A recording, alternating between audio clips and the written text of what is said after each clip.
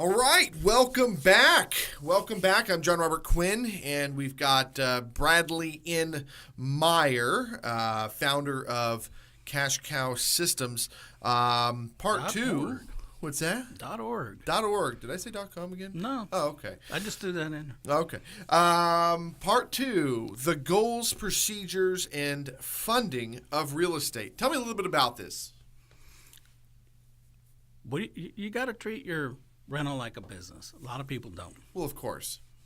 We say that because you and I are business guys and we look at business. We look at almost everything as a business venture. Everything. The person who is renting out the house they grew up in still has all those emotional attachments to it. They haven't made the mental transition to look at it like a business.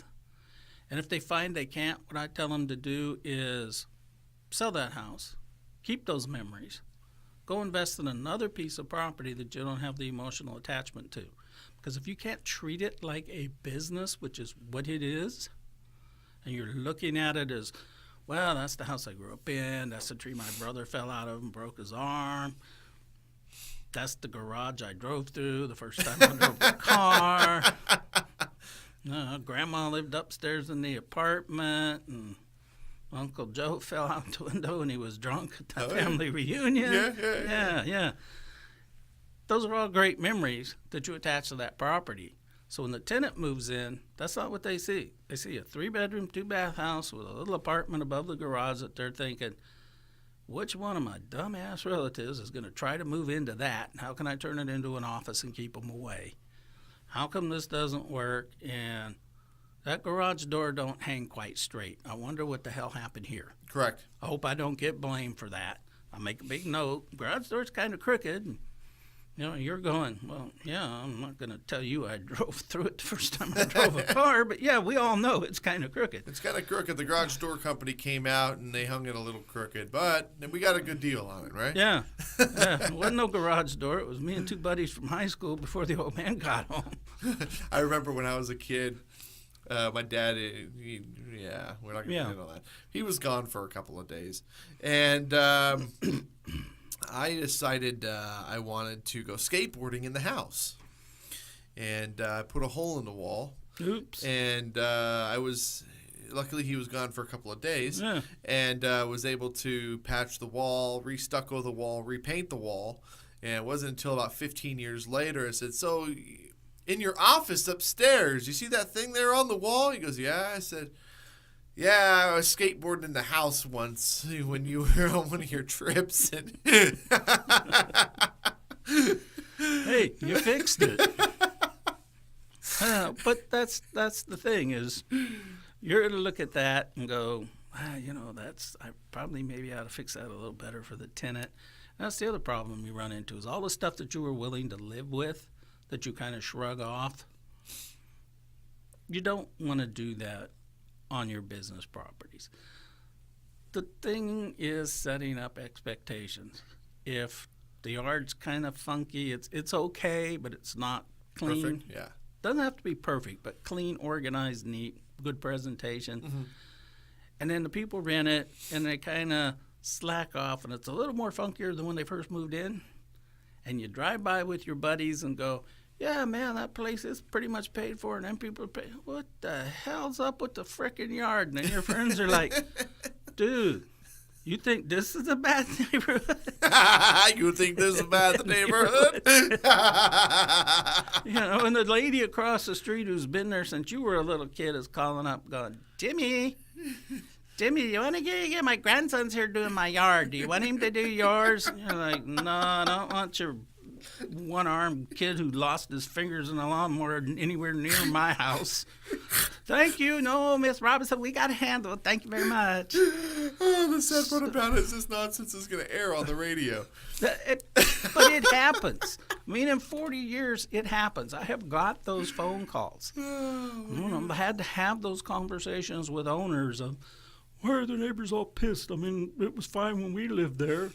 It's like, yeah, but you know what? You got to stay on top of your business. You got to stay on top of your business. You got to be diligent in how you do business and make sure that you're providing.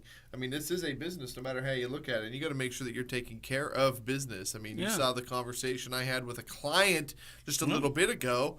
I'm doing business with him. He's paying me, yet I'm cutting him loose, because it goes both ways. Well, that's exactly one of the points I make.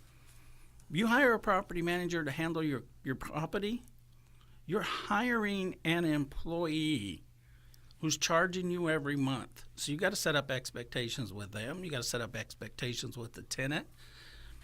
Granted, that person, their license, they got to follow whatever the state, city, and county regs are. And if you got rent control and all of that, they're a great guidance for that. But you can still control over what happens.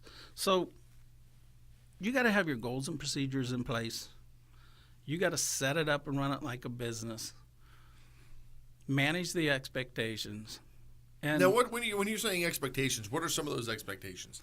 A bunch of them I go over in the handbook that we're actually giving away for free. Oh, at cashcowsystems.org. Yeah. Okay. But the expectations, everything in my opinion and my experience of business comes up to expectations. Okay. You tell the tenant what you're going to do. You tell them what you expect them to do. Okay. Now, those are pretty much etched in stone traditionally. You expect them to pay the rent on time. You expect them to take care of the house. But you got to put that stuff in writing because it can't be vague. Correct. Your idea of taking care of the house and their idea of taking care of the house. Their idea of taking care of the house is paying the rent on time. Yeah. That's it. Pretty much. That's it. Yeah.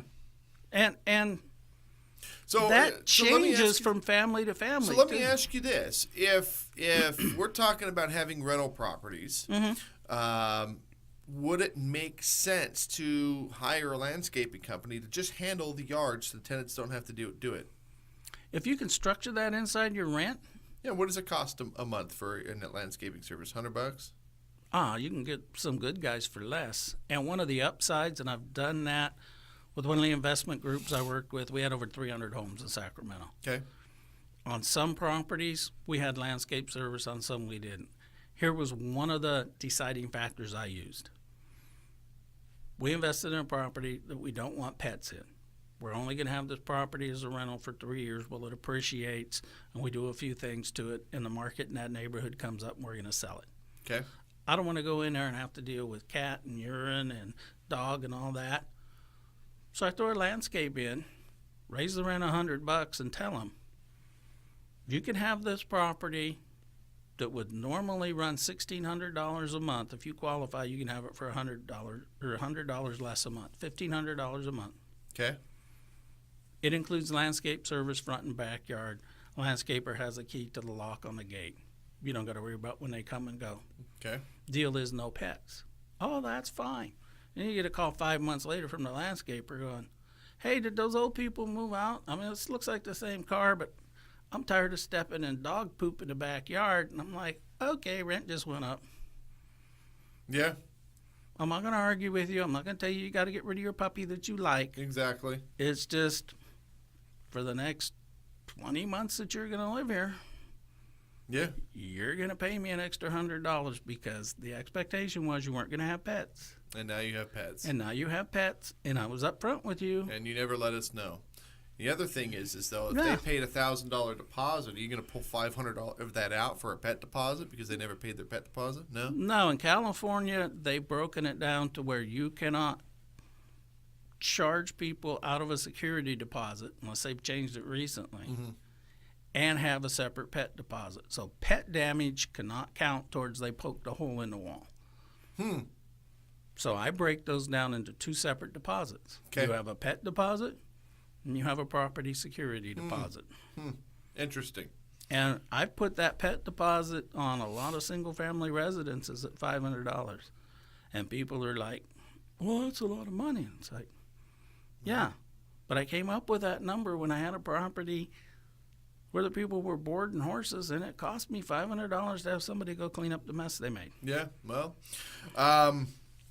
it doesn't seem out of the ordinary. We're moving, and pet deposit's $500. It is what it is. All right, we're going to go to a break. We're going to come back and learn a little bit more about investor and landlord. We'll be right back.